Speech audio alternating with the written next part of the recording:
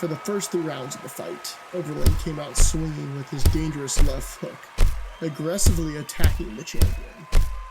It was difficult to determine who had the edge in this closely contested fight.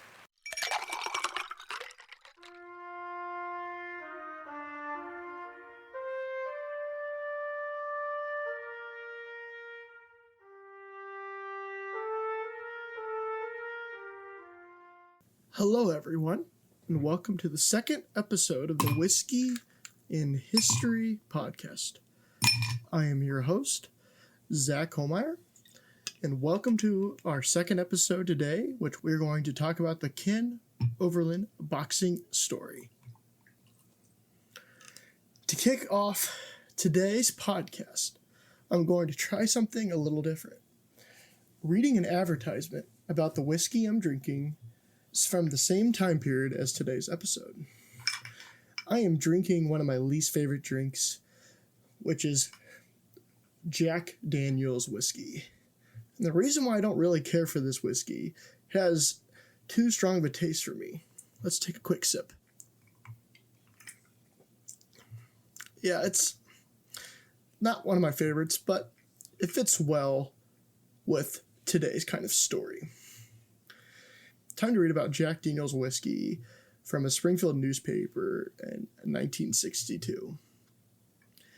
Jack Daniel's best friends don't know the secret. Most folks who favor Jack Daniel's know that charcoal mellowing accounts for the sippin' smooth difference between Tennessee whiskey and all others. But some, maybe you would be interested in knowing just how it starts with a Tennessee whiskey tree. A hard maple growing on high ground, and it has to be cut in the season when the sap is down. Rick burning is the next step. The tree is sawed up and carefully stacked in ricks. If you don't know what a rick is, it is basically a commodity like corn or wheat, in this case wood, so stacks of wood. Then the ricks are set afire in the open air for pure charcoal. This special kind of charcoal is ground up fine and packed tightly in vats 10 feet deep. Then the just made Jack Daniel's is trickled down through it, a leisurely drip that takes twice as long as the other whiskeys making steps put together. What seeps out 10 days later, drop by drop, is the only gentlest part, ready for the aging. Now some people call this ancient Tennessee process a secret. It is, not actually. It's just that this old whiskey smoothing method has been almost forgotten in the rush of today. But Jack Daniel's small distillery still takes the time to give whiskey this extra blessing. We think that after a sip, and you'll say it's time well spent. Well, let's take a quick sip, everyone, and we'll really see if it is time well spent.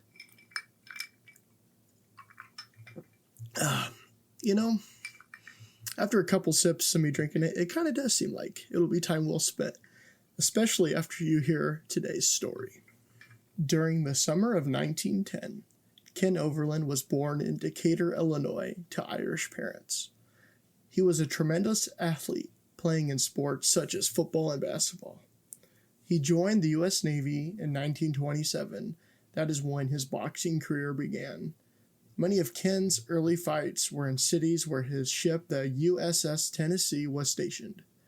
Most of his fights were on the West Coast and later ended up in Norfolk, Virginia. He dropped out of the Navy in 1932 to take up boxing professionally with his new manager, Chris Dundee, as a middleweight contender. Ken Overlin would face his first real contender on January 27th, 1937, facing Fred Apostoli in New York City's Hippodrome in a 10-round fight.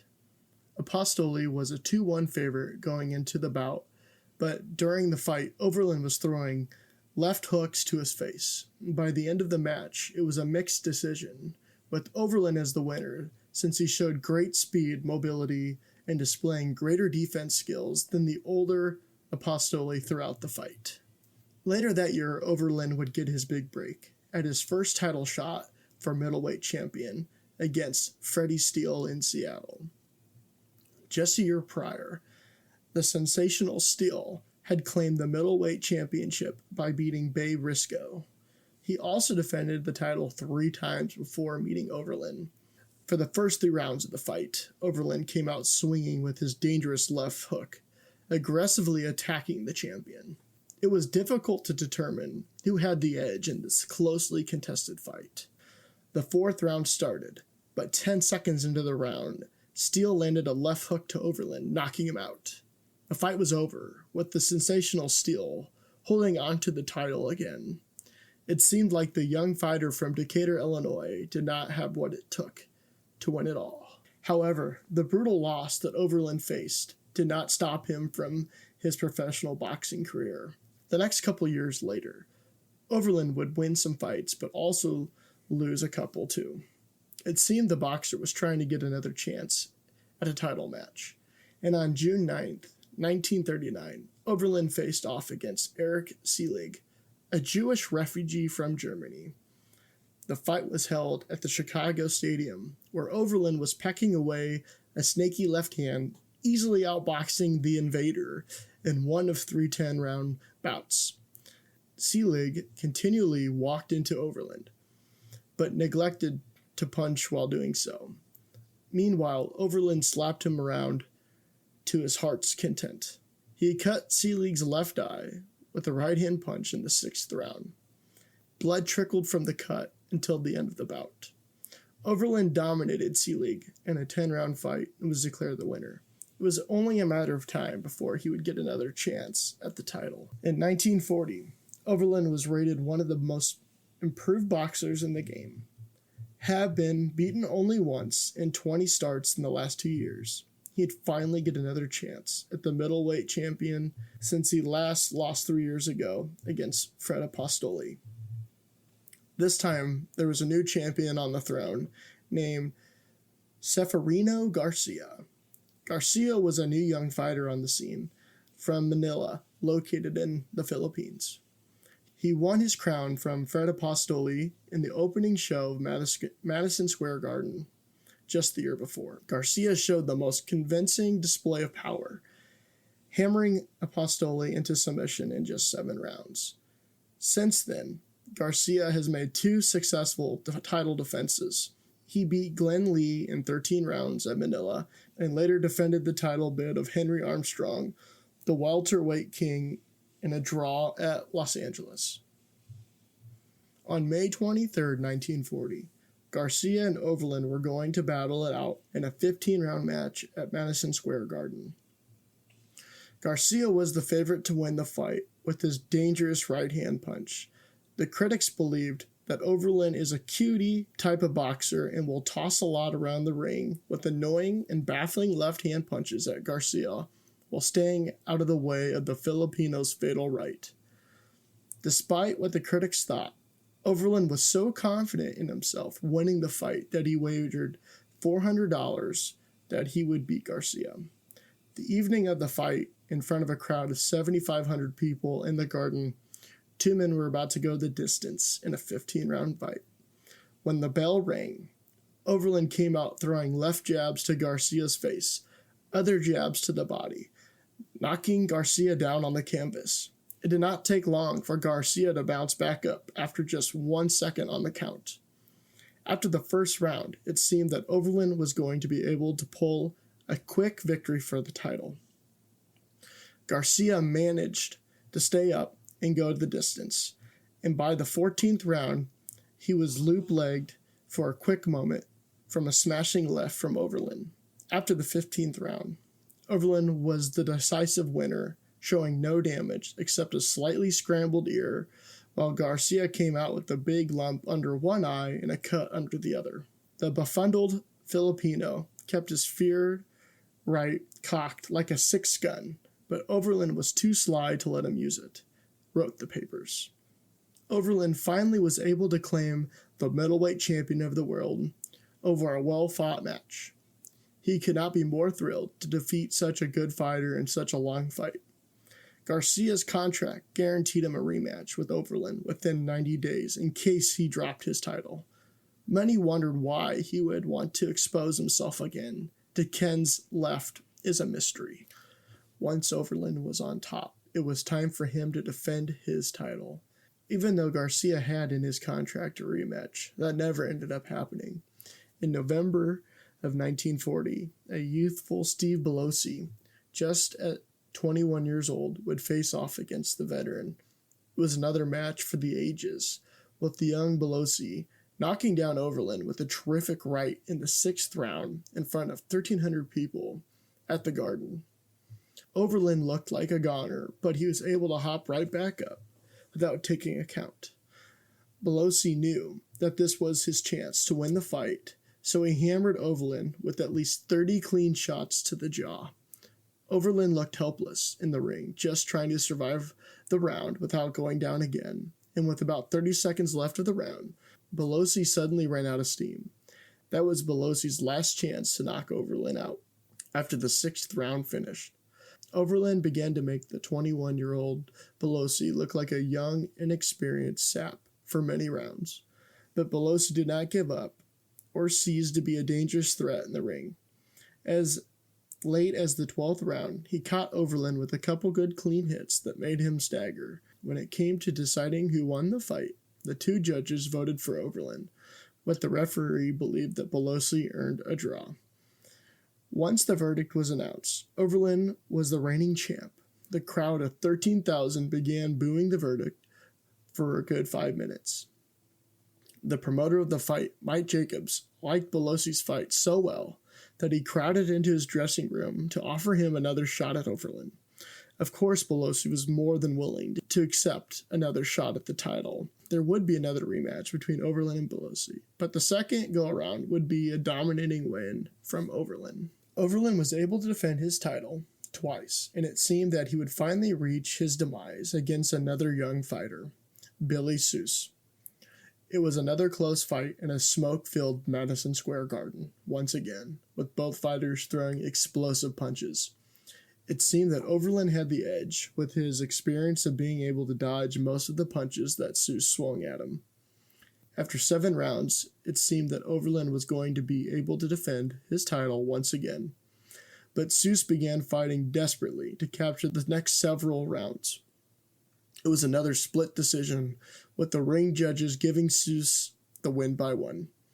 In the pubs, pool rooms, and cigar stores where the fight faithful gathered, the general opinion seemed to be that the veteran Ken Overlin was the winner of the fight, but the payoff was on Seuss since he was the favorite to win. After the devastating loss to Billy Seuss, Overlin continued boxing with some success. Once again, fate would change for Overlin. On December 7th, 1941, a day that will live in infamy, the Japanese bombed Pearl Harbor to start the Second World War with the United States. Overlin rejoined the Navy to fight for his country once again. He would spend 2.5 years in the service, during which he saw overseas service for 21 months in the Pacific Theater. After receiving his medical discharge from the Navy in the summer of 1944, it was time for Overlin to announce his return to the ring. He would only fight 4 more times before officially retiring. After Overlin officially retired, he would return to his hometown of Decatur, Illinois, to open up his own tavern/restaurant. On the walls, he had many newspaper clippings and pictures of his famous boxing career. Then Overlin decided to move to Springfield, Illinois, to open up another bar. He had his grand opening in the summer of 1955 of the Show Club Tavern. Besides being a bar, it was also a place for exotic dancers, or in today's words, it was a strip club. But events would take turn for the worst for Ken Overlin. On a hot summer night, 4 young men entered the Show Bar Tavern to have some drinks. They ended up leaving in the early hours of the morning, when they ended up swerving across the road on the classic U.S. Route 66 in front of a truck, causing the truck to flip off the road. They somehow managed to stay on the road, heading right towards another semi-truck. The semi-driver attempted pulling off the road, but it was too late when the convertible with the 4 young men smashed into the tractor trailer. 3 of the 4 young men were instantly killed due to the crash, and 1 in serious condition.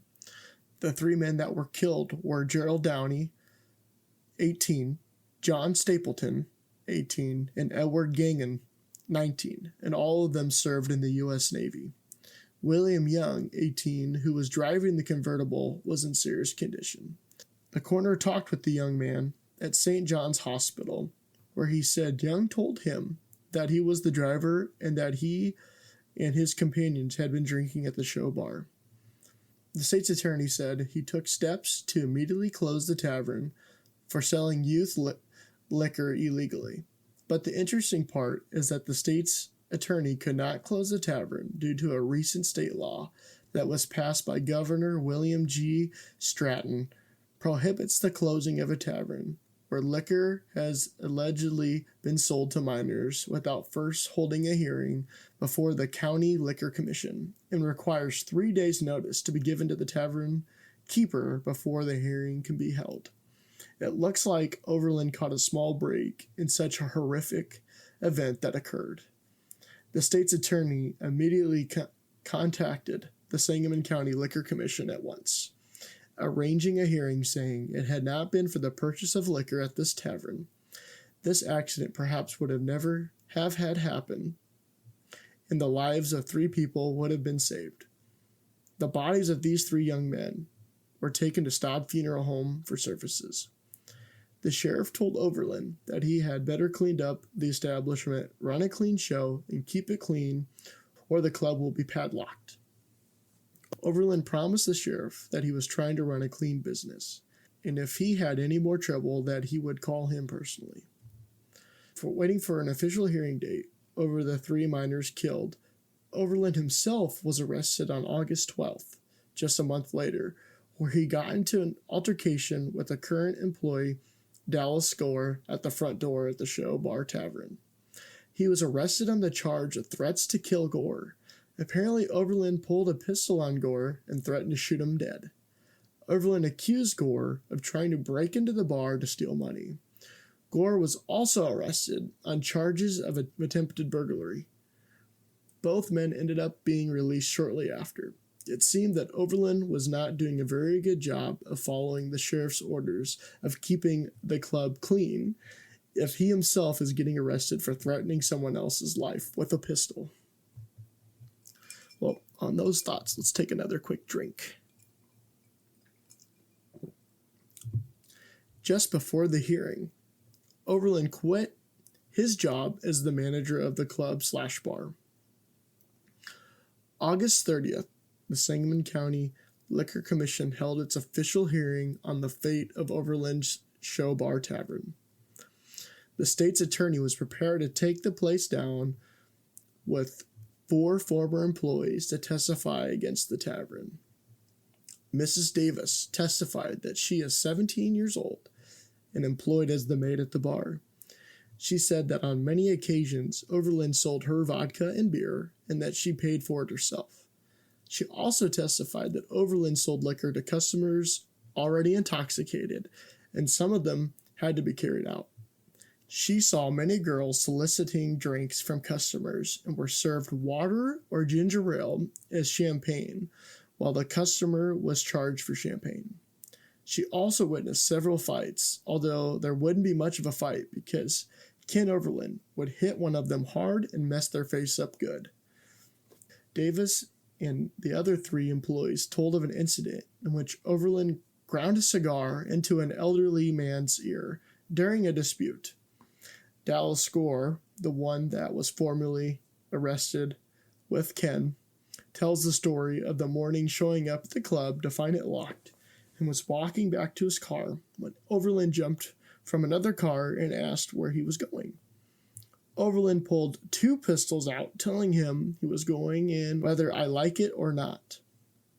The Decatur Liquor Commissioner testified that Overlin's place was closed in Decatur due to him being out of bounds. and I went over to his place and took the license off the wall on the mayor's instructions. In the end of the day, the state's attorney was able to get the show bar closed because Overlin served liquor to minors. And besides that, there was also the charges of prostitution, female impersonators, and serving liquor to minors and drunks, and occasional violence. And this is too often the case at this place. And that Overlin promised that he would clean things up to the sheriff, and it seemed like he did not follow those rules. Overlin argued that he was personally attacked and that other bars in Springfield were just as bad or even worse, and that two wrongs don't make it a right to just come after him and leave the other ones alone. But the moral of the story was it was time for the show bar to close because 3 young men lost their lives driving home one night because they were served alcohol. And if that did not happen, those 3 young men would have survived. Shortly after all this, Overlin packed his bags and left Springfield, Illinois for good. He could no longer ever hold a liquor license or run a liquor establishment in the state of Illinois. So he decided to move out west to Reno, Nevada. He worked as a bartender, and he has been in poor health because he struck a fight with a hoodlum who assaulted him by pistol whipping. Overlin was required to undergo emergency surgery for severe scalp lacerations. 7 years after the assault, on July 24th, 1969, Overlin was found dead in his apartment. Police said he had been dead for several days, and apparently from natural causes. Ken Overlin's boxing legacy has been sadly forgotten over time in history, especially here in Central Illinois. He won 127 fights and lost 13 in a long career spanning 2 decades. You can argue that he was one of the best middleweight fighters of all time. And I hope you guys really enjoyed today's episode of Whiskey and History. The research I used for today's episode came from several newspaper clippings from the Daily Illinois State Register database. I personally did all the research myself. This episode took me about a couple of weeks to do all the research. The funny thing is, a lot of people ask me how I heard about the Ken Overlin story. And is one day I was doing research for my thesis project for grad school. I am a public historian. I just finished my master's last year. But anyway, I was doing research for my final thesis, and it was completely unrelated from Ken Overlin. I was doing research on a Springfield, Illinois band from the 1950s, and what's funny is the band ends up playing at the show bar, which you guys heard of, is after it closes, there actually turns into a dance hall for teenagers and called Teenland. And anyway, doing this, I saw the story of the drunk driving accident with the 4 teenagers that went in and drank illegally. And I was reading that article, and I saw that this former middleweight champion of the world, Ken Overlin, served these teenagers drinks, and they ended up dying. And I'm just like, whoa. This is insane. And that's the glory of doing any type of historical research, especially when you get into newspapers and all that fun stuff.